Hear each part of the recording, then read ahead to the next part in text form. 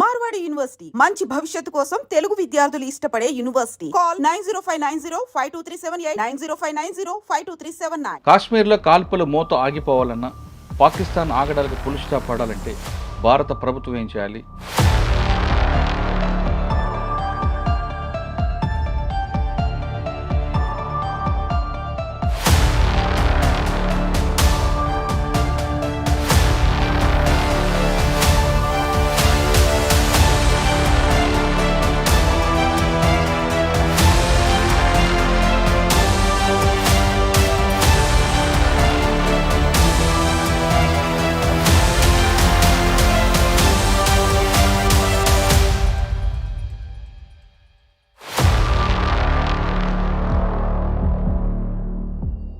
పర్టికులర్గా హిందువుల్ని ముస్లిం వేరు చేసి చంపడం అనేది ఇది ఫస్ట్ టైం. దీని మీద ప్రభుత్వం కూడా చాలా సీరియస్గా ఉంది. బీహార్లో కూడా ప్రైమ్ మినిస్టర్ గారు చాలా స్ట్రాంగ్ వార్నింగ్ కూడా ఇచ్చారు.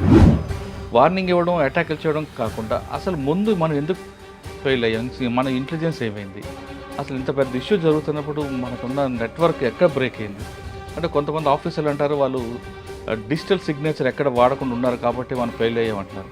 అంటే మన పుట్టిన ఇంటెలిజెన్స్ ఎక్కడ ఆగిపోతుంది అంటే మన టెక్నాలజీ వైపు వెళ్తున్నాం తప్ప మన మూలాలు మర్చిపోతున్నాం అనేది ఇక్కడ చాలా క్లియర్గా తెలుస్తుంది.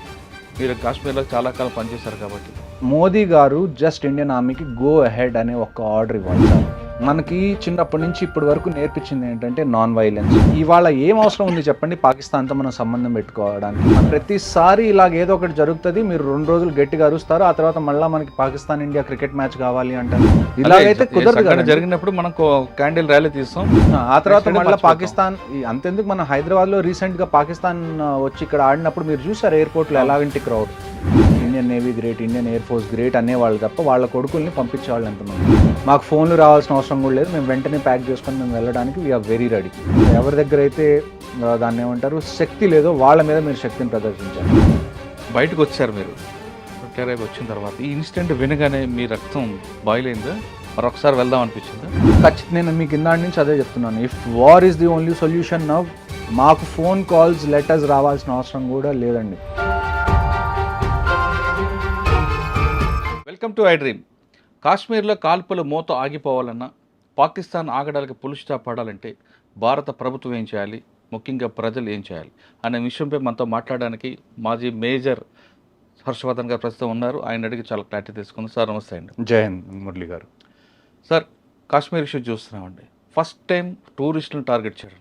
అవును, మన గతంలో మాట్లాడుకున్నట్లుగా ఎప్పుడు అమర్నాథ్ యాత్రకు వెళ్తున్నప్పుడు వాళ్ళని టార్గెట్ చేయడం, భక్తులను టార్గెట్ చేయడం తప్ప టూరిస్టులను డైరెక్ట్గా చేయడం అనేది ఎక్కడ కనబడలేదు. అవును, మీకు చెప్తున్నా, గతంలో మనం డిస్కస్ చేసినట్టుగా టూరిస్ట్ స్పాట్స్ కొన్ని ఉన్నాయి. ఆ స్పాట్స్లో అన్ఎక్స్పెక్టెడ్ జరగడం తప్ప ఇంత పెద్ద లార్జ్గా చనిపోవడం, పర్టికులర్గా హిందువుల్ని ముస్లిం వేరు చేసి చంపడం అనేది ఇది ఫస్ట్ టైం. దీని మీద ప్రభుత్వం కూడా చాలా సీరియస్గా ఉంది. బీహార్లో కూడా ప్రైమ్ మినిస్టర్ గారు చాలా స్ట్రాంగ్ వార్నింగ్ కూడా ఇచ్చారు. వార్నింగ్ ఇవ్వడం, అటాక్లు చేయడం కాకుండా అసలు ముందు మనం ఎందుకు ఫెయిల్ అయ్యాం, మన ఇంటెలిజెన్స్ ఏమైంది, అసలు ఇంత పెద్ద ఇష్యూ జరుగుతున్నప్పుడు మనకున్న నెట్వర్క్ ఎక్కడ బ్రేక్ అయింది అంటే కొంతమంది ఆఫీసర్లు అంటారు వాళ్ళు డిజిటల్ సిగ్నేచర్ ఎక్కడ వాడకుండా ఉన్నారు కాబట్టి మనం ఫెయిల్ అయ్యామంటున్నారు. అంటే మన పుట్టిన ఇంటెలిజెన్స్ ఎక్కడ ఆగిపోతుంది అంటే మన టెక్నాలజీ వైపు వెళ్తున్నాం తప్ప మన మూలాలు మర్చిపోతున్నాం అనేది ఇక్కడ చాలా క్లియర్గా తెలుస్తుంది. మీరు కాశ్మీర్లో చాలా కాలం పనిచేశారు కాబట్టి ఇక్కడ ఫెయిల్యూర్ ఎక్కడ కనిపిస్తుంది అంటారు? చూడండి, ఫస్ట్గా మాట్లాడుకుంటే ఆర్మీ కానివ్వండి, సిఆర్పిఎఫ్ కానివ్వండి, జేఎండ్కే పోలీస్ కానివ్వండి, ఇంటెలిజెన్స్ ఫెయిల్యూర్ అయితే మాత్రం దీన్ని మనం ఖచ్చితంగా అనాల్సిందే. దానికి ఒప్పుకోవాల్సిందే. తప్పు ఉన్నప్పుడు ఒప్పుకోవాలి, అప్పుడే మనం దాన్ని కరెక్ట్ చేసుకోగలం. అలా కాదు తప్పు లేదు, మా తప్పేం లేదు అంటే that is not the right approach to a problem. ఇంకొకటి, ఇందాక మీరు చెప్పినట్టు ప్రతిసారి అమర్నాథ్ యాత్రకు ఎవరైతే భక్తులు వెళ్తారో వాళ్ళ మీద అటాక్ చేయడానికి చాలాసార్లు అటెంప్ట్స్ అటాక్స్ జరిగినవి కూడా ఇంతకుముందు. కానీ టూరిస్ట్ మీద, పర్యాటకుల మీద డైరెక్ట్గా అటాక్ అనేది ఇప్పటి వరకు జరగలేదు. మేబీ అదొక రీజన్ అయి ఉండొచ్చు దాన్ని మనం ముందే యాంటిసిపేట్ చేయకపోవడానికి. అట్ ద సేమ్ టైం నాకు ఎక్కడో లింక్ మిస్ అవుతుందని అనిపిస్తుంది ఇందులో. ఎందుకంటే నేను ఇందాక చెప్పినట్టుగా పర్యాటకుల్ని డైరెక్ట్గా టార్గెట్ చేసి, అది కూడా ఇంతమందిని, అంటే ఇంతకు ముందు కూడా టూరిస్ట్ కొంతమంది చనిపోయారు కాశ్మీర్కి వచ్చినప్పుడు. మేబీ వాళ్ళు స్టోన్ పెల్టింగ్ మధ్యలో ఇరుక్కొని, లేకపోతే ఆపరేషన్స్ మధ్యలో ఇరుక్కొని చనిపోయారే తప్ప డైరెక్ట్గా టార్గెట్ చేసి టూరిస్ట్ని చంపింది అన్నది ఇంతకుముందు నేను ఎప్పుడు చూడలేదు. సో ఇందులో దీని అర్థం ఏంటో నేను కూడా అర్థం చేసుకోవడానికి ట్రై చేస్తున్నాను. ఇక్కడ అన్నిటికన్నా మెయిన్ ప్రాబ్లం మనకేంటి అంటే లోకల్ సపోర్ట్ లేకుండా ఇదంతా జరగడం అనేది ఇంపాసిబుల్. ఇంకొక విషయం మనందరం ఒకటి గుర్తుపెట్టుకోవాల్సిన విషయం ఏంటి అంటే దిస్ ఈజ్ ఇస్లామిక్ టెర్రరిజం. మీకు నచ్చినా నచ్చకపోయినా, మీకు వినడానికి ఇబ్బందిగా ఉన్నా లేకపోయినా, I'm not here to give politically correct statements. This is Islamic terrorism. నేను ఎందుకు చెప్తున్నాను అంటే ఇస్లాం అనేది ఒక్క ఇండియాలోనే కాదు కదా ఉంది. ఇప్పుడు పాకిస్తాన్ని మనం ఏమంటాం? పాకిస్తాన్ని మనం ఇస్లామిక్ రిపబ్లిక్ ఆఫ్ పాకిస్తాన్ అంటాం. వాళ్ళు వచ్చి హిందువులందరూ టూరిస్ట్ అందరినీ ఒకవైపు నుంచోబెట్టి, ముస్లిమ్స్ అందరినీ ఒకవైపు నుంచోబెట్టి వాళ్ళ ప్యాంట్లు కిందకి దింపి చెక్ చేసి చంపుతున్నారు అంటే what is the reason behind it? వాళ్ళు చంపిన తర్వాత వెళ్ళి మీ మోదీకి చెప్పుకోండి ఇలాంటి స్టేట్మెంట్స్ ఇస్తున్నారు అంటే దాని అర్థం ఏంటి? దాని అర్థం ఏంటి అంటే పాకిస్తాన్ పుట్టిందే హిందూ హేట్రేడ్ మీద. మీరు దాన్ని డినై చేయలేరు. 2 నేషన్ థియరీ ఏదైనా కావచ్చు, వాళ్ళు వేరుగా మాకు ల్యాండ్ కావాలి, మేము వేరే కంట్రీ పెట్టుకుంటామని అన్నప్పుడు that is not out of వాళ్ళు ఏదో డెవలప్ అవ్వాలి వాళ్ళ సొంతంగా అని కాదు. Just one plain reason is వాళ్ళకి హిందూస్తో ఉండడం ఇష్టం లేదు. సో ఇప్పుడనే కాదు, నేను కాశ్మీర్లో నేను సర్వ్ చేసినప్పటి నుంచి లాస్ట్ 1947లో ఎప్పుడైతే మనం ఇండిపెండెంట్ అయ్యామో అప్పటి నుంచి చూసుకుంటే ఇప్పటి వరకు ప్రతిసారి there is always hate angle. రీసెంట్గా మనకి బలూచిస్తాన్లో బలూచ్ లిబరేషన్ ఆర్మీ అనేది ఆ ట్రైన్ మీద అటాక్ చేసి హైజాక్ చేసి చాలా పెద్ద ఆపరేషన్ చేశారు వాళ్ళు పాకిస్తాన్ ఆర్మీ మీద. అలాంటి హైజాక్ అనుకోవచ్చా, లేదు వాళ్ళు ఇండిపెండెన్స్ కోసం వాళ్ళు చేశారు అనుకోవచ్చు? ఇండిపెండెన్స్ కోసమే ఈ ఫైట్. కానీ దాని హైజాక్ అని అనకూడదు. హైజాక్ ఎందుకు అంటున్నాను అంటే అందులో వాళ్ళు ఒక్క సివిలియన్స్ని కూడా ఎక్కడా టచ్ చేయలేదు. ఆ జనరల్గా బలూచిస్తాన్లో క్వెటా అనే ఒక ప్లేస్ ఉంది. అది బలూచిస్తాన్కి మీరు క్యాపిటల్ సిటీ లాగా అనుకోవచ్చు. ఆ ఏరియాలో చాలామంది ఆర్మీ వాళ్ళు కానీ డిఫెన్స్ ఫోర్సెస్ వాళ్ళు పాకిస్తాన్ వాళ్ళు అక్కడ పోస్టింగ్ ఉంటారు. కానీ అక్కడి నుంచి మెయిన్ పాకిస్తాన్కి రీచ్ అవ్వాలంటే ఆ ట్రైన్ ఒక్కటే దారి. సో ఎవరైనా కానీ పోస్టింగ్కి వెళ్ళినా, డిప్లాయ్మెంట్కి వెళ్ళినా, మళ్ళీ లీవ్కి వెళ్ళాలన్నా కానీ ఆ ట్రైన్ ఒక మెయిన్ అదొక్కటే లింక్, కనెక్టింగ్, అదే మెయిన్ కనెక్షన్ పాయింట్ అనమాట. సో దాని మీద వాళ్ళు అటాక్ చేసి హైజాక్ చేసినప్పుడు కూడా ఒక్క సివిలియన్ని కూడా వాళ్ళు అక్కడ ఉంచడం కానీ వాళ్ళకి హాని చేయడం కానీ చేయలేదు. సో ఇదే ఇప్పుడు even if you are fighting, మీరు ఒకవేళ ఫైట్ చేస్తున్నా కానీ there are some unsaid rules. ఈ అన్సెడ్ రూల్స్లో ఒకటి ఏంటి అంటే టూరిస్ట్ మీద ఎప్పుడు డైరెక్ట్గా అటాక్ చేయకూడదు అనేది ఒక అన్సెడ్ రూల్. ఎందుకంటే ఒకవేళ టూరిస్ట్ మీద అటాక్ చేస్తే పాకిస్తానీ బేస్డ్ టెర్రరిస్ట్ కానివ్వండి, లేకపోతే కాశ్మీరీ బేస్డ్ టెర్రరిస్ట్ కానివ్వండి, వీళ్ళు అట్ ద ఎండ్ వచ్చి విధ్వంసం అంతా సృష్టించాల్సింది ఎక్కడ? కాశ్మీర్లో. ఒకవేళ టూరిస్ట్ని ఏమన్నా చేస్తే టూరిజం ఎఫెక్ట్ అయింది, దానివల్ల లోకల్స్ ఇబ్బంది పడతారు. లోకల్స్ ఇబ్బంది పడితే ఆ టెర్రరిస్ట్కి వాళ్ళు సపోర్ట్ ఇవ్వరు అని ఎక్కడో వాళ్ళకి తెలుసు. అందుకని ఇన్ని రోజులు వాళ్ళు ఎప్పుడు కూడా టూరిస్ట్ని డైరెక్ట్గా టార్గెట్ చేయలేదు. కానీ మొదటిసారి వాళ్ళు టూరిస్ట్ని టార్గెట్ చేశారు అంటే now more than the government, more than the army, more than the air force or the navy, అందరికన్నా పెద్ద responsibility is with Kashmiri people. How they respond to this. ఇది జరిగింది. ఇప్పుడు ఇది మీరు ఇన్ని రోజులు ఆర్మీ మీద అటాక్ చేశారు, వీఆర్ గివింగ్ అవర్ రెస్పాన్స్, అక్కడి వరకు బాగానే ఉంది. మీరు ఇప్పుడు పర్యాటకుల్ని టార్గెట్ చేశారు. దీనివల్ల టూరిజం ఎఫెక్ట్ అవుతుంది. ఈ టూరిజం ఎఫెక్ట్ అవ్వడం వల్ల డైరెక్ట్గా ఫుడ్ చైన్లో అందరికన్నా ఎఫెక్ట్ అయ్యేది ఎవరు? Kashmiri local population. వాళ్ళు మీ ఇంటి గడప దాకా తీసుకొచ్చారు. ఇప్పుడు మీకు మాకేం సంబంధం లేదు, వాళ్ళు ఆర్మీని టార్గెట్ చేస్తుంటే మాకేం సంబంధం అని ఎన్ని రోజులు మీరు అన్నారు. కానీ ఇప్పుడు వాళ్ళు మీ పొట్టకూటి మీద కొట్టడానికి ట్రై చేస్తున్నారు. వచ్చారు. ఇప్పుడు మీరు ఎలా బిహేవ్ చేస్తారు అన్న దాని మీదే నెక్స్ట్ స్టెప్స్ కాశ్మీర్ ఫ్యూచర్ అనేది ఆధారపడి ఉంటుంది. సాధారణంగా కాశ్మీర్లో నేను గతంలో వెళ్ళినప్పుడు ఎక్కడైనా భయపడితే మీరేం భయపడక్కర్లేదు, మా ప్రాణం అడ్డంగా ఉంటుందంటూ కాశ్మీరీ వాళ్ళు చెప్తుంటారు. ఆ షికారీ వాళ్ళు కానీ చెప్తున్న గుర్రాలు వాళ్ళు కూడా, వాళ్ళని కూడా కాకుండా వచ్చి వాళ్ళు ఒక ఆయన గుర్రం నడిపే వ్యక్తి కూడా చంపారు. అంటే ఏ మెసేజ్ ఇస్తున్నారండి వాళ్ళు? నేను అదే కదండి ఇందాక నుంచి చెప్తుంది. మెసేజ్ వాళ్ళు ఇచ్చేసారు క్లియర్గా, మాకు మీరు తింటున్నారా తినట్లేదా యాజ్ ఏ కాశ్మీరీ పాపులేషన్ మాకు అనవసరం, మాకు మీరు హిందూ అయితే చాలు, మేము మిమ్మల్ని చంపేస్తానని చెప్పి వాళ్ళు చెప్పారు. దీని అంతటి వల్ల కాశ్మీర్లో వచ్చే ఎఫెక్ట్ ఏదైతే ఉందో అది గవర్నమెంట్ మీద ఆధారపడలేదు, ఆర్మీ, నేవీ, ఎయిర్ ఫోర్స్ మీద కూడా ఆధారపడలేదు. ఫైనల్గా అది ఆధారపడేది కాశ్మీరీ పాపులేషన్. ఇక్కడి నుంచి వాళ్ళు ఏ స్టెప్ తీసుకుంటారు. మీరు వీళ్ళని ఎంకరేజ్ చేస్తూ ఉంటే ఇలాంటివి జరుగుతూనే ఉంటాయి. మీరు మళ్ళీ ఆర్టికల్ 370 ముందు ఏ పొజిషన్లో ఉన్నారో ఆ పొజిషన్లోకి వెళ్ళిపోతారు. అంటే కాశ్మీర్ కాపాడాలంటే కాశ్మీరేజ్ ఉండాలి ముందు. కాశ్మీరీస్ దానిలో అందరికన్నా వాళ్ళకు ఒక క్లారిటీ రావాలి. నేను ఇంతకు ముందు చాలా పాడ్కాస్ట్లో కూడా చెప్పాను, మీకు పైన మొత్తం చాలా నీట్గా, చాలా క్లీన్గా టూరిజం బాగా పెరుగుతుందని మీకు అనిపిస్తుంది. కానీ లోపల ఏంటి మైండ్ సెట్ అనేది మనం కనీసం దాన్ని అబ్జర్వ్ చేసి కనీసం ఒక 15-20 సంవత్సరాలు పీస్ఫుల్గా ఉంటే తప్ప కాశ్మీర్ అనేది మారదు. కశ్మీర్ మీద రీసెంట్గా బలూచిస్తాన్లో అటాక్ అయిన తర్వాత పాకిస్తాన్ చీఫ్ ఆసిమ్ మునీర్ ఎవరైతే ఉన్నారో ఆయన ఒక స్పీచ్ ఇచ్చారు రీసెంట్గా, కశ్మీర్ ఈజ్ అవర్ జగ్యులర్ వెయిన్ అది ఇది అని చెప్పి. 1947 దగ్గర నుంచి 2025 వరకు ఆల్మోస్ట్ 75 ఏళ్ళు దాటినాయి. ఇప్పటి వరకు వాళ్ళు కంటిన్యూస్గా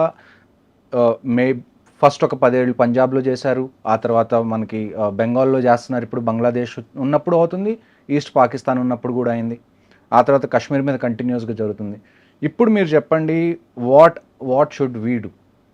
ఇప్పటి వరకు మీరు మమ్మల్ని అడిగేవాళ్ళు కదా, మీరు ఫస్ట్లో నేను ఆర్మీలో జాయిన్ అయినప్పుడు నాకు వచ్చే క్వశ్చన్స్ ఎలా ఉండేవో తెలుసా? మనం ఎందుకు కశ్మీర్లో అంతమంది ఫోర్సెస్ని పెడుతున్నాం, కశ్మీర్ని ఇచ్చేయచ్చు కదా, ఎందుకు ఈ గొడవ అంతా అని. ఇప్పుడు మీకు అర్థమై ఉండాలి, ఒకవేళ మనం కశ్మీర్ ఇచ్చేసాం అనుకుందాం, for the debate purpose, Kashmir అనేది మనం ఇచ్చేసాం, మనకేం గొడవలు వద్దు అని చెప్పి. డూ యూ రియలీ థింక్ వాళ్ళు కశ్మీర్ దగ్గర అవుతారా? కశ్మీర్ ఇప్పుడు ఎక్కడైతే పాకిస్తాన్ ఆక్యుపైడ్ కశ్మీర్లో అన్ని టెర్రరిజం క్యాంప్స్ ఉన్నాయో ఆ క్యాంప్స్ అన్ని కశ్మీర్లోకి షిఫ్ట్ అవుతాయి.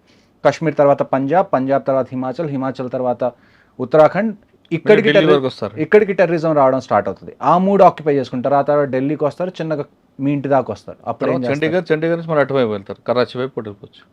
అప్పుడు మీరు ఏం చేస్తారు?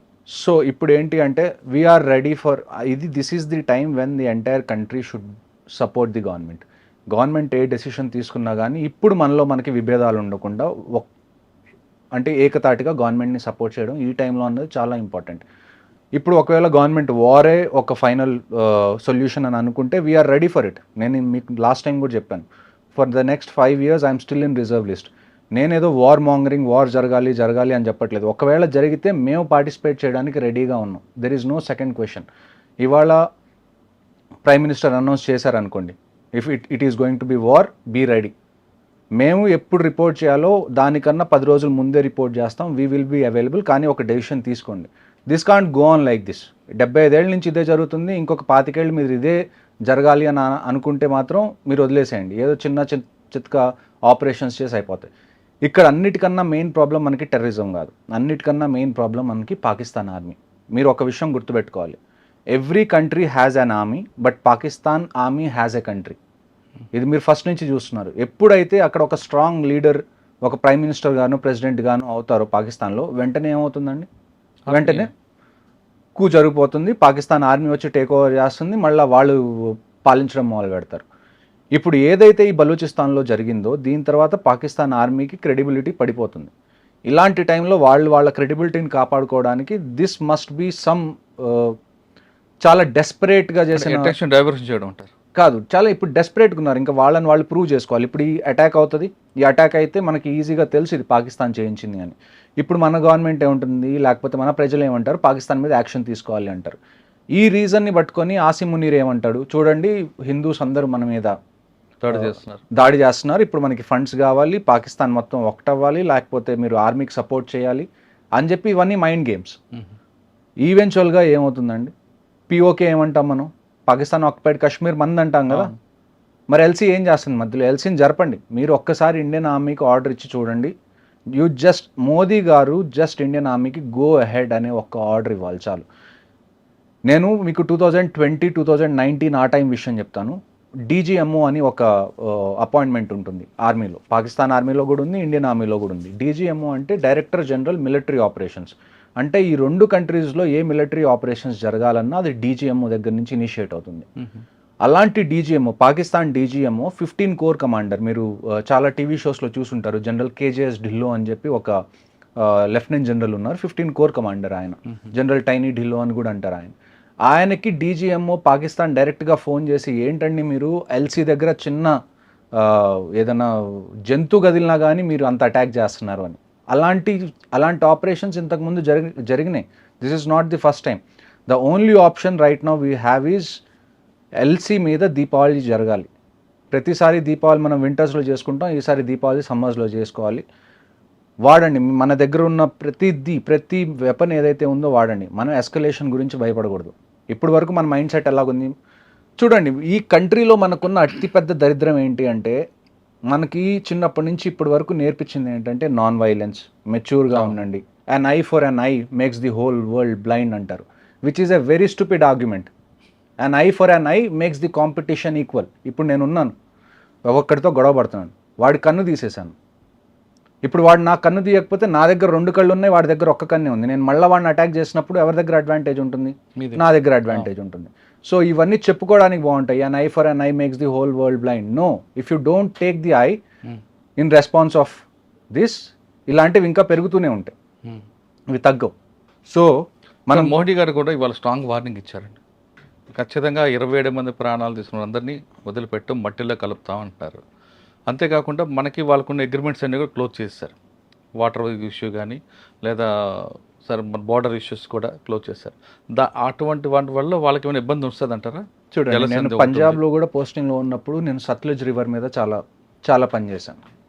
సో ఇండస్ వాటర్ ట్రీటీ ఏంటి అంటే, ఈస్టర్న్ రివర్స్ ఏవైతే ఉన్నాయో 3 రివర్స్, వాటిని మెయిన్గా పాకిస్తాన్ యూస్ కోసం, వెస్టర్న్ రివర్స్ ఏవైతే ఉన్నాయో 3 అవి ఇండియన్ యూస్ కోసం అనేది అది ట్రీటీ జరిగింది. వరల్డ్ బ్యాంక్ ఈ ట్రీటీని కుదిర్చింది యాక్చువల్గా. సో ఇప్పుడు మనకు అడ్వాంటేజ్ ఏంటి అంటే, ఈ ఇండస్ వాటర్ ట్రీటీ మనం బంద్ చేయడం వల్ల, మనకున్న పెద్ద అడ్వాంటేజ్ ఏంటి అంటే, పాకిస్తాన్లో ఏదైతే అగ్రికల్చర్ జరుగుతుందో అగ్రికల్చర్ మొత్తం ఈ రివర్స్ మీద ఆధారపడే జరుగుతుంది. సింధు, ఇండస్, రావి, బియాస్, రావి, ఇంకొక రివర్ ఏదో 3 రివర్స్, హిమాచల్ ప్రదేశ్ కదా, బియాస్, హిమాచల్ నుంచి ఏవైతే ఉన్నాయో ఇవన్నీ కొన్ని టిబెట్లో ఆరిజిన్ అవుతాయి, కొన్ని హిమాచల్లో ఆరిజినేట్ అవుతాయి. జనరల్లీ హిమాలయాస్లో ఆరిజినేట్ అయ్యే రివర్స్ అన్ని అరేబియన్ సీలో కలవడానికి మన ఇండియా నుంచి పాకిస్తాన్ మీదుగా వెళ్ళి అరేబియన్ సీలో కలుస్తాయి. సో కొన్ని ఇండియాలో నుంచి వెళ్ళి అరేబియన్ సీలో కలుస్తాయి. వాటి కంట్రోల్ కంప్లీట్గా మన దగ్గర ఉంది. కొన్ని రివర్స్ ఏంటంటే ఇండియా నుంచి వెళ్ళి పాకిస్తాన్లోకి ఎంటర్ అయ్యి ఆ తర్వాత అరేబియన్ సీలో కలుస్తాయి. ఈ ఏ రివర్స్ అయితే ఇండియాలో ఎంటర్ అయ్యి తర్వాత పాకిస్తాన్లోకి ఎంటర్ అవుతాయో దాని కంట్రోల్ మన దగ్గర మనం పెట్టుకోవచ్చు.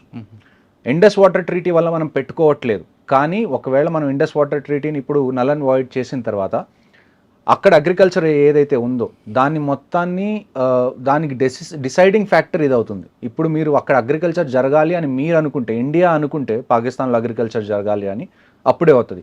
ఒకవేళ ఇండియా అక్కడ కరువు రావాలి అని అనుకుంటే ఇక్కడ ఉన్న వాటర్ని మనం బ్లాక్ చేస్తాం, దానివల్ల వాళ్ళు అగ్రికల్చర్ సరిగ్గా చేసుకోలేరు. And at the same time ఎప్పుడైతే ఏదైనా వార్ లాంటి సిచ్యువేషన్ వచ్చిందనుకోండి, కొన్నిసార్లు మీరు ఏరియా మొత్తాన్ని ఫ్లడ్డింగ్ చేయాల్సి వస్తుంది. వాళ్ళ ఎక్విప్మెంట్ ఏవి ముందుకు రాకుండా, వాళ్ళ సోల్జర్స్ ముందుకు రాకుండా ఏరియా మొత్తాన్ని వాటర్లో ఫ్లడ్డింగ్ చేయాలన్నా కానీ అప్పుడు ఈ రివర్స్ మనకి యూజ్ అవుతాయి. సో ఓవరాల్గా ఇక మీద నుంచి పాకిస్తాన్లో నీళ్లకు సంబంధించి ఏ ఇబ్బంది వచ్చినా కానీ అది ఇండియా వల్లే. అంటే ఇప్పుడు అగ్రిమెంట్ ఆపారు కాబట్టి పాకిస్తాన్లో ఖచ్చితంగా కరువు ఉంటుంది అంటారు. ఖచ్చితంగా. అంటే పబ్లిక్ అక్కడ సఫర్ అవుతుంది. మన పబ్లిక్ సఫర్ అయింది కదండి. It's not the army who has suffered this time.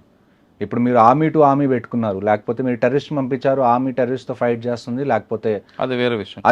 Public మీదకి వచ్చాడు. పబ్లిక్ని మీరు టచ్ చేయకూడదు, నో మ్యాటర్ వాట్. ఒక కంట్రీ మొత్తానికి ఆర్మీ కానీ పోలీస్ కానీ ఇవన్నీ సెక్యూరిటీ ఏజెన్సీస్ ఎందుకున్నాయి అంటే పబ్లిక్ని టచ్ అవ్వకుండా మేము చూసుకునేలాగున్నాయి. అలాంటిది మీరు పబ్లిక్ని టచ్ చేశారు. ఇప్పుడు పబ్లిక్ని టచ్ చేసిన తర్వాత if our public is suffering, will make sure you face the consequences.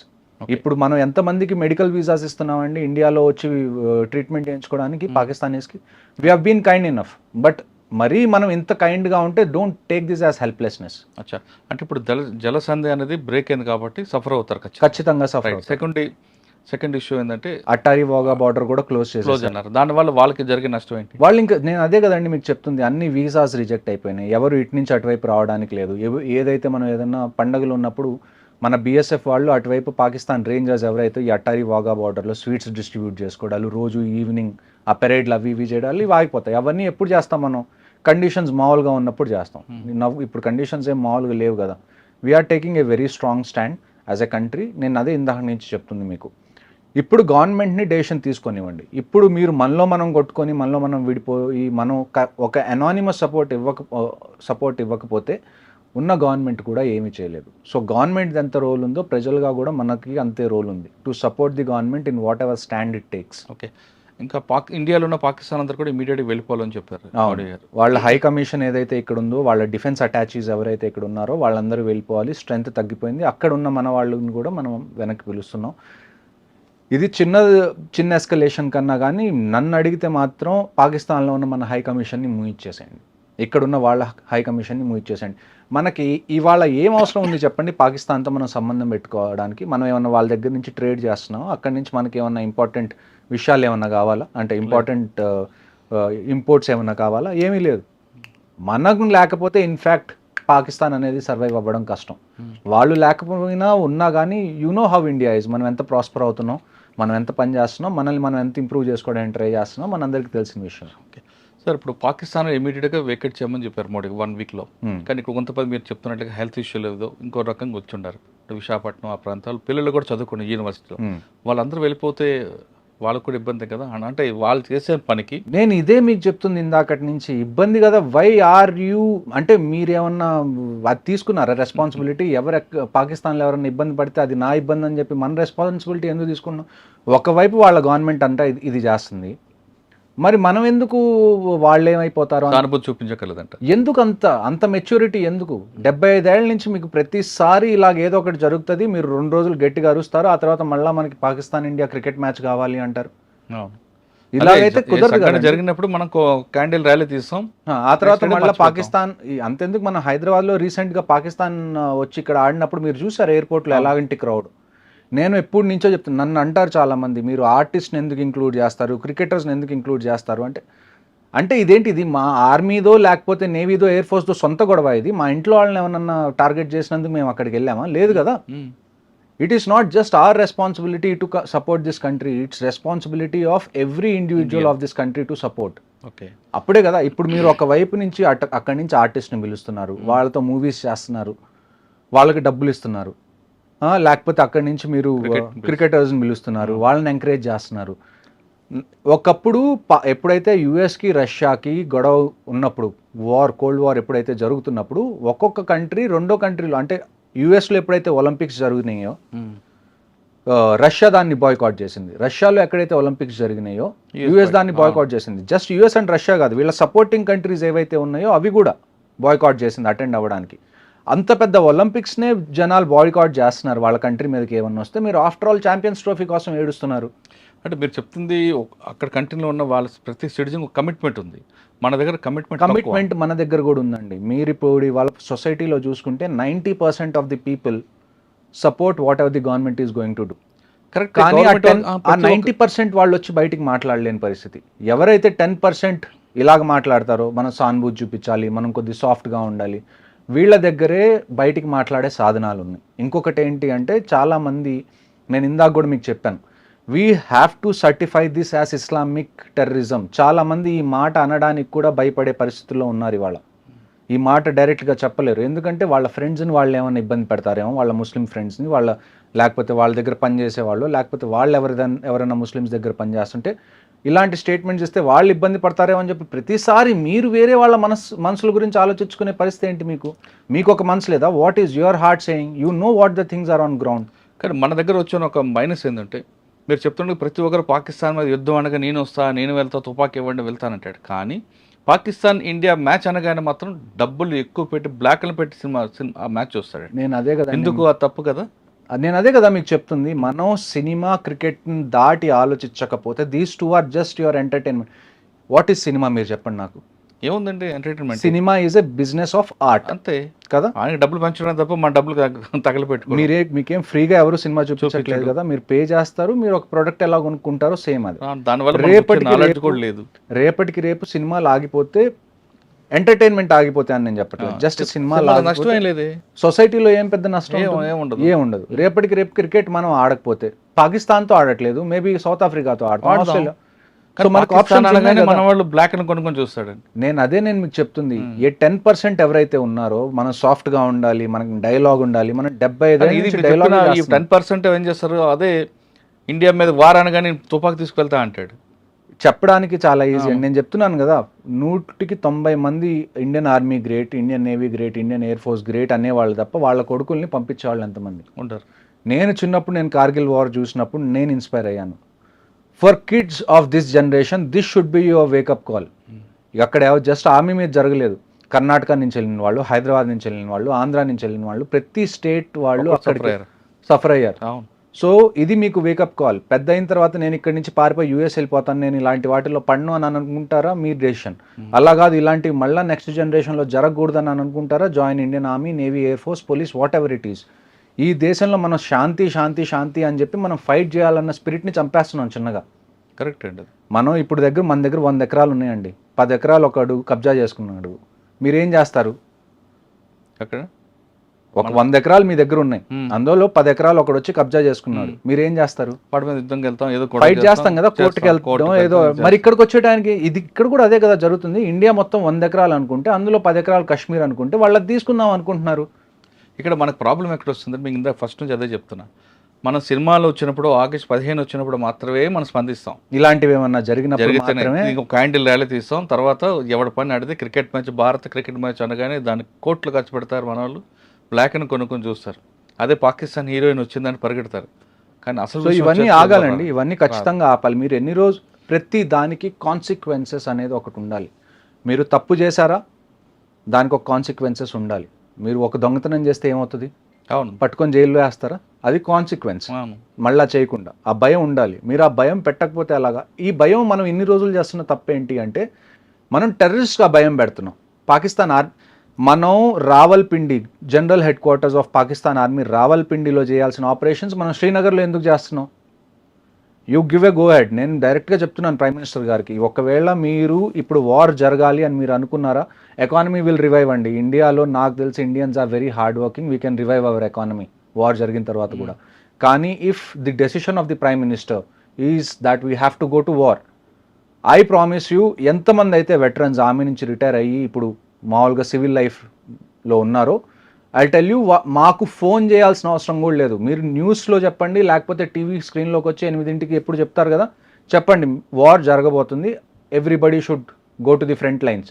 మాకు ఫోన్లు రావాల్సిన అవసరం కూడా లేదు, మేము వెంటనే ప్యాక్ చేసుకొని మేము వెళ్ళడానికి వీఆర్ వెరీ రెడీ.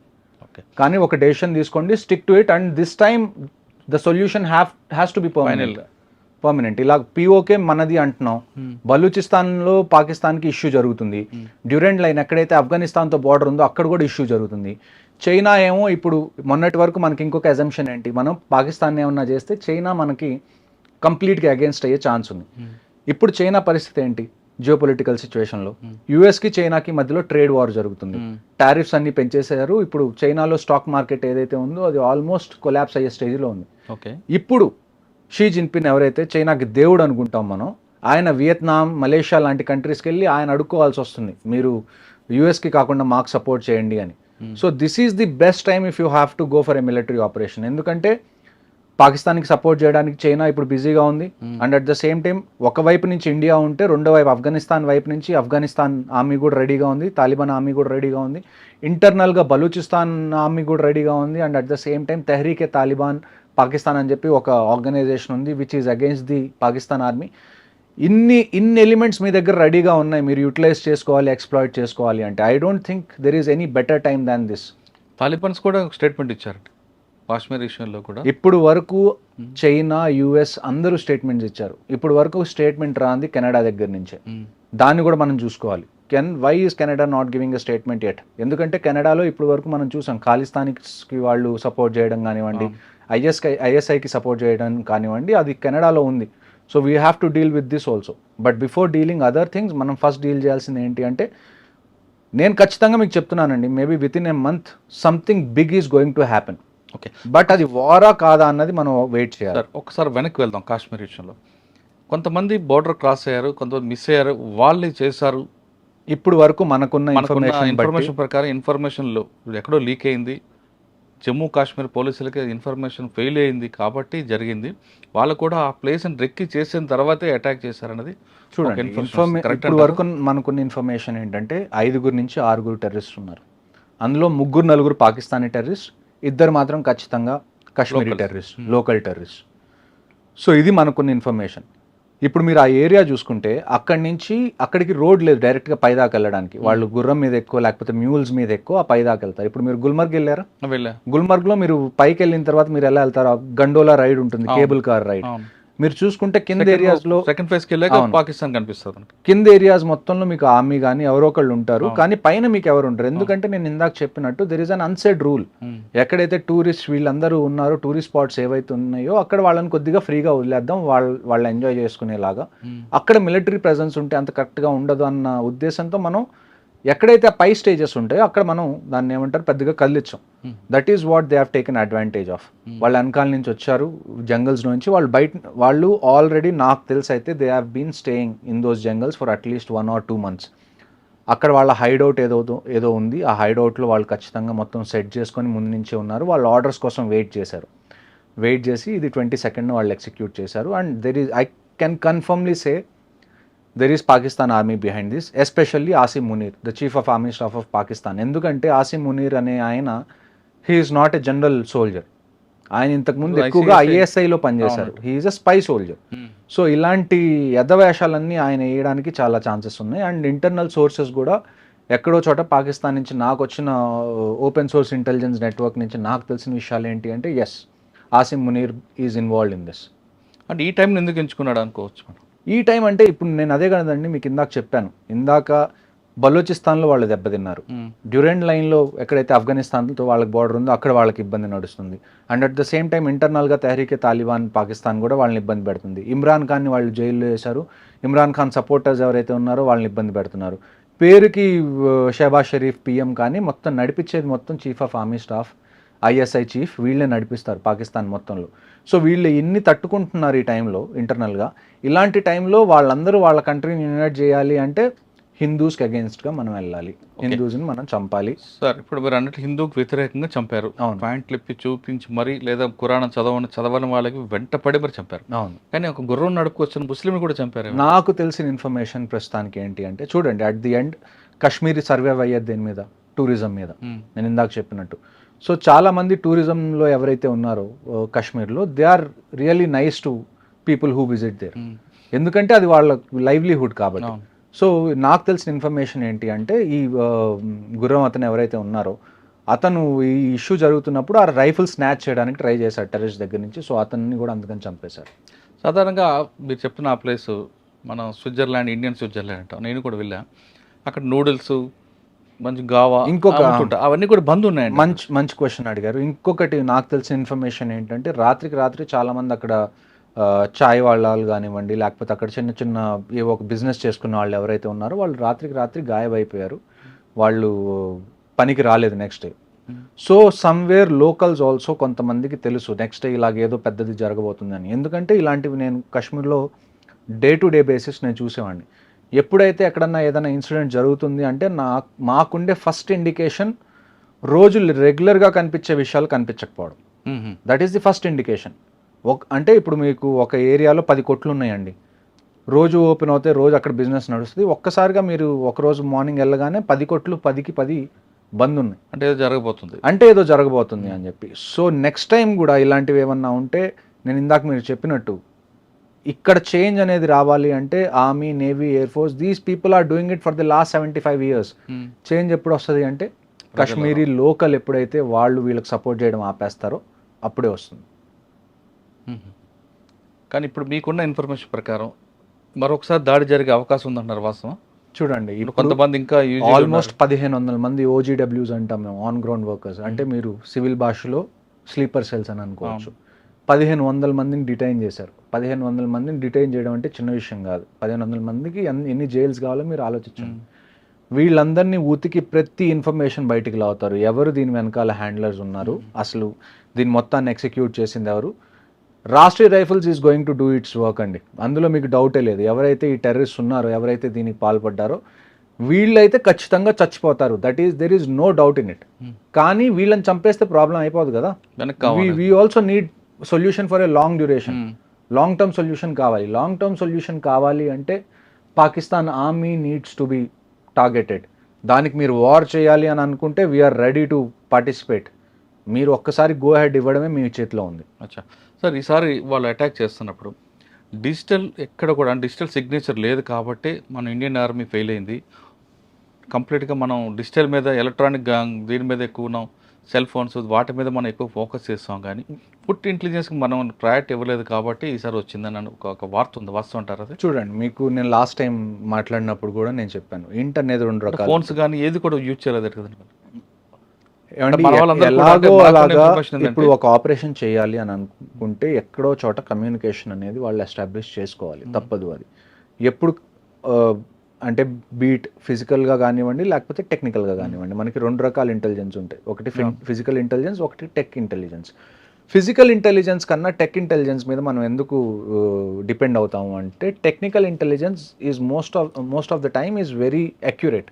ఎందుకంటే రైట్ బుట్ కరెక్ట్ ఉంటుంది, పిన్ పాయింట్ మనకు దొరుకుతుంది. లేకపోతే దాన్ని ఏమంటారు, ఇప్పుడు ఫిజికల్ సోర్సెస్ ఉన్నారు అయినా అవునా కాదా ఇటువంటి కొంచెం prolong కొద్దిగా అవుతుంది. అందులో దాన్ని ఏమంటారు, మనకు కూడా డౌట్స్ ఉంటాయి. వీళ్ళు నిజంగా టెర్రరిస్ట్ గురించి చెప్పాడా, లేదు చెప్తున్నారా మనకు లేకపోతే మనల్ని టార్గెట్ చేయడానికి చూస్తున్నారా అన్నది. అవును, అవును. అలాగా చాలా మంది ప్రాణాలు కోల్పోయిన ఆపరేషన్స్ లో ఉన్నాయి, చాలా ఉన్నాయి. ఆ తర్వాతే మనం టెక్నికల్ ఇంటెలిజెన్స్ మీద ఎక్కువ డిపెండ్ అయ్యాం. ఎందుకంటే టెక్నికల్ ఇంటెలిజెన్స్ వల్ల ఏమవుతుంది అంటే కొన్ని సిమ్ కార్డ్స్ వాడేవాళ్ళు మనకి కనీసం ఒక 10 మీటర్స్ రేడియస్లో ఎక్కడ ఉన్నారన్నది తెలుస్తుంది. 10 మీటర్ రేడియస్లో మనకు తెలియడం అంటే చాలా చాలా అక్యురేట్ అన్నట్టు. కొన్ని నెట్వర్క్స్లో ఎలాగుంటుందంటే అట్లీస్ట్ 200-300 మీటర్స్, కొద్దిగా డిఫికల్ట్ అయినా కానీ 200-300 మీటర్స్ని మనం కవర్ చేయడం పెద్ద ఇష్యూ కాదు. కొన్ని నెట్వర్క్స్ ఎలాగుంటాయంటే ఇంట్లో ఏ రూమ్లో కూర్చున్నా కూడా మనకి 5 మీటర్స్ అక్యురసీ ఉన్న నెట్వర్క్స్ కూడా ఉన్నాయి. ఓకే. సో అందుకని మనం ఎక్కువగా టెక్నికల్ ఇంటెలిజెన్స్ మీద డిపెండ్ అవ్వడం మొదలు పెడుతున్నాం. ఇంకొక విషయం ఏంటి అంటే టెక్నికల్ ఇంటెలిజెన్స్ ఎందుకు ఇంపార్టెంట్ అంటే కాశ్మీర్లో నేను మీకు చెప్పినట్టుగా ఇట్స్ సివిలియన్ ఏరియాస్ చాలా ఉన్నాయి. మీరు అర్బన్ వార్ఫేర్ అనేది చేయాలి. ఈ టెక్నికల్ ఇంటెలిజెన్స్ వల్ల ఏమవుతుంది అంటే కొలెటరల్ డ్యామేజ్ అనేది కంప్లీట్గా తగ్గిపోతుంది. సో అందుకని మనం టెక్నికల్ ఇంటెలిజెన్స్కి ఎక్కువగా మనం ప్రయారిటీ ఇస్తాం. కానీ మీరు చెప్తున్నాక ఫుడ్ ఇంటెలిజెన్స్ ఎందుకు ఇవ్వట్లేదు మరి? ఫుడ్ ఇంటెలిజెన్స్ ఇవ్వట్లేదని కాదండి, ఫుడ్ ఇంటెలిజెన్స్ కూడా మన దగ్గర ఉంటుంది, కానీ అదంతా అక్యురేట్ కాదు అంటున్నాను నేను. అదే అవునట కాదట అది డౌట్ఫుల్ గా ఉంటుంది కొద్దిగా. అదే ఆర్మీని కూడా మిస్యూజ్ చేయడానికి కూడా. ఇంకొక న్యూస్ ఏమొచ్చింది మనకి దీని మీద అప్డేట్ ఏం తెలిసింది, వచ్చిన వాళ్ళు ఆర్మీ యూనిఫామ్ వేసుకొని వచ్చారు, వాళ్ళు జనాల్ని కన్ఫ్యూజ్ చేశారు. అన్నిటికన్నా నాకు బాధేసిన విషయం ఏంటి అంటే ఇదంతా జరిగిన తర్వాత కొంతమంది అడవులోకి పారిపోయారు చాలా మంది టూరిస్ట్. ఇండియన్ ఆర్మీ అక్కడికి వచ్చి వాళ్ళందరినీ రెస్క్యూ చేస్తే వాళ్ళందరూ భయపడుతున్నారు. అంటే అసలు ఇండియన్ ఆర్మీని చూసి కూడా వాళ్ళకి ఏమనిపిస్తుంది అంటే మళ్ళీ టెర్రరిస్ట్ వచ్చారు మమ్మల్ని చంపడానికి అని. ఇండియన్ ఆర్మీ వాళ్ళని కూర్చోబెట్టి లేదు మేము ఆర్మీ వాళ్ళని చెప్పి నచ్చ చెప్పాల్సి వచ్చింది. అది పరిస్థితి, అక్కడ గ్రౌండ్ రియాలిటీ అది. ఇక్కడ హైదరాబాద్ లాగానో లేకపోతే గుంటూరు లాగానో విజయవాడ లాగా లాంటి రియాలిటీ కాదు ఇక్కడ. ఇక్కడ మనకి ప్లేన్స్ ఉన్నాయి, ప్రతి చోటకి మీరు ప్రతి చోటకి రోడ్డు ఉంది, మీరు వెహికల్ తీసుకొని ఆల్మోస్ట్ అక్కడ దాకా వెళ్ళొచ్చు. కానీ కాశ్మీర్ అలా కాదు, టెరైన్ పరంగా కూడా మనకి చాలా ఛాలెంజింగ్, ఆ తర్వాత క్లైమేట్ పరంగా కూడా మనకి చాలా ఛాలెంజింగ్గా ఉంటుంది. కానీ ఏ ఛాలెంజెస్ ఉన్నా కానీ నేను మీకు చెప్తుంది అదే, ఇఫ్ అ సొల్యూషన్ ఏదన్నా గవర్నమెంట్ తీసుకుంటే we're ready to encourage it, we're ready to participate in it. Okay sir, ఇప్పుడు కొంతమంది ఎస్కేప్ అయ్యారు అంటే కొంతమంది దాటి ఉండొచ్చు, లేదా ఇంకా లోపల కొంతమంది ఉండొచ్చు. మరొకసారి అటాక్ చేసే అవకాశం ఉందంటే కేవలం పెహల్గాం కాకుండా మిగతా ఏరియాలు ఆ తర్వాత కూడా ఇప్పుడు 2 ఆపరేషన్స్ జరిగినాయండి. ఆ తర్వాత కూడా నేను అదే చెప్తుంది, కాశ్మీర్లో ప్రతిరోజు ఏదో ఒక సెక్టర్లో ఆపరేషన్ అనేది జరుగుతుంది. బారాముల్లాలో నిన్న 2 మనం చంపేశాం టెర్రరిస్ట్ని ఎంటర్ అవుతున్నప్పుడు బారాముల్లా సెక్టర్లో. ఇవాళ ఉదయం నుంచి మళ్ళీ ఇంకొకటి ఆపరేషన్ స్టార్ట్ అయింది ఉదంపూర్ దగ్గర బసంత్ నగర్లో. అందులో పారాఎస్ఎఫ్ సోల్జర్ కూడా మళ్ళీ ఒక ఆయన ఇవాళ చనిపోయారు. నిన్న జరిగిన 22న జరిగిన అటాక్లో హైదరాబాద్కి చెందిన ఐబీ ఆఫీసర్ చనిపోయారు. ఆ తర్వాత ఒక Indian navy officer lieutenant Vinay అని, ఆయనకి గట్టిగా ఒక వారం రోజులైంది మ్యారేజ్ అయ్యి హనీమూన్ మీద వైఫ్తో కలిసి అక్కడికి వెళ్ళారు, ఆయన చనిపోయారు. So every drop of blood there will be a revenge. అంటే ఇప్పుడు చనిపోయిన 26 మంది ఉన్నారండి, చంపిన 4 ఉన్నారు. ఆ 4 మనం చంపుతామా లేదా వాళ్ళని? ప్రతి ఒక్కళ్ళు, 4 కాదు, ఈ 4కి ఎవరైతే సపోర్ట్ చేశారో, ఈ ప్లాన్ ఎవరైతే వేశారో, దీన్ని ఎవరైతే ఎగ్జిక్యూట్ చేశారో, వీళ్ళకి లాజిస్టిక్ సపోర్ట్ ఎవరిచ్చారో ప్రతి ఒక్కళ్ళు. ఇజ్రాయెల్ చేసిందండి, ఇజ్రాయెల్ లాంటిది ఏం చేసింది, గాజాకి వెళ్ళింది, ఎవరైతే సపోర్ట్ చేశారో వాళ్ళందరినీ చంపేసింది. రష్యా యుక్రెయిన్ మీదకి వెళ్ళింది, మనం ఎందుకు వెళ్ళలేం? మన మీద కోర్టులో కేసు వేస్తారు, ఇంటర్నేషనల్ కోర్ట్ ఆఫ్ జస్టిస్లో ఏనివ్వండి. కోర్టు కేసులు మీరు సివిల్లో చూస్తారు కదా, ఎన్ని రోజులు నడుస్తాయి కోర్టు కేసులు? సంవత్సరాలు నడుస్తాయి, నడవనివ్వండి. మీకు this is the time you have to teach them A lesson. మీరు ఇంకా దీన్ని డిలే చేసి మేము సాఫ్ట్గా ఉంటాం, మేము పద్ధతిగా ఉంటాం, మనం ఏమన్నా సవాలమా? అవును, ప్రతిసారి ఇలాగ మన మీద ఏదైనా జరగడం, మనం ఒక 2 రోజులు క్యాండిల్ పట్టుకోవడం, మళ్ళీ ఒక 2-3 నెలల తర్వాత మళ్ళీ క్రికెట్ కావాలి, లేకపోతే అక్కడి నుంచి యాక్టర్స్ కావాలి అని మాట్లాడుకోవడానికి. At least this time take a stand. ఎందుకంటే ఈసారి జరిగింది ఆర్మీ మీద కాదు, మనకి పుల్వామా జరిగింది. పుల్వామా ఎవరి మీద జరిగింది? ఆర్మీ మీద జరిగింది, సిఆర్పిఎఫ్ మీద జరిగింది. బట్ దిస్ టైం ప్రజల మీదకి వచ్చింది. ఎవరి దగ్గర అయితే ఒక వెపన్ లేదు, ఎవరికైతే ఏ ఇంటెన్షన్ లేదు మీతో గొడవపడాలనుకున్న వాళ్ళ మీద, ఎవరి దగ్గర అయితే దాన్ని ఏమంటారు శక్తి లేదో వాళ్ళ మీద మీరు శక్తిని ప్రదర్శించారు. ఇప్పుడు మీ మీద శక్తి ఉన్న వాళ్ళు ప్రదర్శిస్తే ఎలా ఉంటుందో మీకు తెలుస్తుంది ఈవెన్చువల్గా. ఓకే సార్, ఫైనల్గా చెప్పండి, బయటకు వచ్చారు మీరు రిటైర్ అయిపోయి వచ్చిన తర్వాత, ఈ ఇన్సిడెంట్ వినగానే మీ రక్తం బాయిల్ అయిందా? మరొకసారి వెళ్దాం అనిపించిందా? ఖచ్చితంగా నేను మీకు ఇందాటి నుంచి అదే చెప్తున్నాను. If war is the only solution now, మాకు ఫోన్ కాల్స్ లెటర్స్ రావాల్సిన అవసరం కూడా లేదండి. We're in the reserve list, we will be there the next morning. మేము రిపోర్ట్ చేస్తాం మా రెజిమెంట్స్కి, మీరు డెసిషన్ తీసుకోండి, వీఆర్ రెడీ. సార్ అక్కడికి వెళ్ళిన తర్వాత అంటే ఇంతకుముందు కూడా మీరు వారంలోనే దాంట్లో చూస్తుంటారు, మీకు ఎవరు గైడెన్స్ చేస్తారు? ఒక దగ్గర జరిగింది, ఇన్ఫర్మేషన్ ఉంది, కొట్టరండి అంటారా, లేదు వాడిని పికప్ చేస్తారమంటారు? అంటే ఫస్ట్ ప్రయారిటీ అరెస్టా పికప్? ఇలాంటి విషయాలు జరిగినప్పుడు అరెస్ట్ అనే దానికి ఎవరు మీరు? నన్ను పర్సనల్గా అడిగితే అండి, నేను అరెస్ట్ చేయాలి అంటాను. ఒకసారి చంపేయాలి, ఒకసారి some times death is kindness. ఒకడిని చంపేస్తే మనం వాడి మీద జాలి చూపించినట్టు అర్థం ఇలాంటి వాళ్ళని. నన్ను అడిగితే ఈసారి వీ షుడ్ అరెస్ట్ దెమ్. వాళ్ళ టార్చర్ ఎలాగ ఉండాలి అంటే, నేను కాశ్మీర్లో నేను చెప్తాను, నేను ప్రతిసారి ఆపరేషన్కి వెళ్ళేటప్పుడు నేను చెప్పేది ఏంటి అంటే, ఇస్లాంలో ఏంటి అంటే ఎవరన్నా చనిపోతే ఏం చేస్తారు? పూడ్చి పెడతారు, కాల్చరు. కాలిస్తే వాళ్ళు దాన్ని ఏమంటారు, వాళ్ళ రిలీజన్ బట్టి అది దాన్ని అగేన్స్ట్. ఏ టెర్రరిస్ట్ అయితే ఇస్లాం పేరు చెప్పుకొని ఇక్కడికి వచ్చి పిచ్చి పనులు చేస్తున్నాడో, make sure he doesn't get buried, make sure he gets burned, he gets roasted. వాళ్ళకి ఎలాగ ఉండాలి అంటే, వాళ్ళు ఏదైతే అనుకొని వచ్చారో, నేను ఇదంతా చేస్తే నేను స్వర్గానికి వెళ్తాను, నన్ను పూడ్చిపెట్టిన తర్వాత అని అనుకున్నారో, ఆ థాట్ని చంపేసేయండి. నేను ఇప్పుడు కూడా అదే చెప్తున్నాను, ఎవరైతే వీళ్ళు ఉన్నారో నన్ను పర్సనల్గా అడిగితే killing them is not the answer. వాళ్ళని నుంచోబెట్టి వాళ్ళకి కనీసం ఒక 2-3 సంవత్సరాలు ప్రతిరోజు చిత్రహింసలు పెడితే తప్ప నెక్స్ట్ వచ్చే వాళ్ళకి ఆ భయం ఉండదు. చంపేస్తే ఏమవుతుంది, వస్తున్నాం చస్తున్నాం, వీ విల్ గెట్ 72 వర్జిన్స్ అనే డిల్యూషన్లో ఉన్నారు వీళ్ళు. జిహాద్ అంటున్నాడు కదా. ఈసారి రానివ్వండి, పట్టుకోండి, వాళ్ళని చంపకుండా వాళ్ళని జీవోత్సవాల్లాగా ఎన్ని రోజులు ఉంచగలిగితే అన్ని రోజులు మీరు ఉంచండి. That is how you teach a lesson నన్ను అడిగితే. కానీ దొరికే అవకాశం తక్కువ అంటారు. ఖచ్చితంగా దొరికే అవకాశం తక్కువ కాదండి. ఇప్పుడు ఏంటి అంటే, వాడి దగ్గర వెపన్ లేదనుకోండి, ఈజీగా వెళ్ళి ఎంత కష్టమైనా కానీ మనం పట్టుకోవచ్చు. కానీ మనం అక్కడికి వెళ్ళినప్పుడు ఏమవుతుందంటే గన్ ఫైట్ స్టార్ట్ అయిపోతుంది, ఫైర్ ఫైట్ స్టార్ట్ అయిపోతుంది. అందులో ఏంటి అంటే, మనం ఎంత ట్రై చేసినా వాడిని చంపకుండా పట్టుకోవాలి అన్న ఎంత ట్రై చేసినా కానీ ఎప్పుడైతే గన్ ఫైట్ స్టార్ట్ అవుతుందో ఈవెన్చువల్గా వాళ్ళని చంపాల్సి వస్తుంది. కానీ ఇప్పుడు జరిగిన ఇన్సిడెంట్లో 4 వచ్చారు, కానీ మరో 3 వాడికి ఎస్కేప్ చేయడానికి కూడా ఉండొచ్చు అనేది ఒక ఇన్ఫర్మేషన్ ఉంది. ఇంకొక ఇన్ఫర్మేషన్ నాకు వచ్చింది ఏంటంటే, ఈ మొత్తం ఆపరేషన్ అయిపోయిన తర్వాత, వాళ్ళు చేసింది ఏదైతే ఉందో అది అయిపోయిన తర్వాత, ఒక 2-3 లోకల్స్ వాళ్ళని తప్పించుకోవడానికి హెల్ప్ చేశారన్నది నాకు వచ్చిన ఇన్ఫర్మేషన్. ప్రతి ఒక్కళ్ళకి వాళ్ళు మూల్యం చెల్లించాల్సిందే, దాంట్లో క్వశ్చన్ అనేది లేదు, సెకండ్ క్వశ్చన్. కానీ అది ఎలాగన్నది మనం వేచి చూడాలి.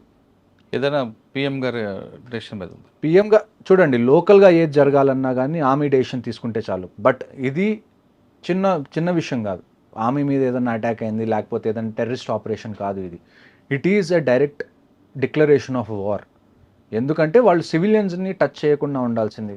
సివిలియన్స్ని టచ్ చేశారు అంటే directly or indirectly somewhere they want war, we will give it to them. Okay, Kashmir మీద యుద్ధం ప్రకటించారు పాకిస్తాన్ అంటున్నారు మేజర్ హర్షవర్ధన్ గారు.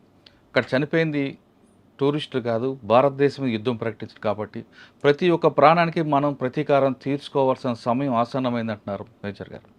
ఇప్పటికైనా ప్రధానమంత్రి గారు ఖచ్చితంగా సరైన సమయంలో మంచి డెసిషన్ తీసుకుంటే, నేను బయటికి రావడానికి నాతో కాదు, నేనే కాదు, ఖచ్చితంగా రిటైర్ అయిన వాళ్ళందరూ కూడా ముందుకు వస్తాం. ఫోన్ కాల్ కూడా అవసరం లేదు, జస్ట్ న్యూస్లో చెప్తే చాలు, వస్తాం, మన సడాకని చూపిద్దాం అంటూ ఆయన వార్నింగ్ ఇస్తున్నారు. ఇప్పటికైనా చాలామంది కేవలం టూరిస్టులు చనిపోయినప్పుడు మాత్రమే మనం క్యాండిల్ ర్యాలీలు తర్వాత కార్యక్రమాలు చేసి ఏదో మమ అనిపించకుండా, ఎప్పుడు కూడా మనం ఎప్పటికైనా సరే మన దేశ పాకిస్తాన్ కాబట్టి దాంతో ప్రతీకారం చేయడానికి మీరందరూ ముందుకు రండి.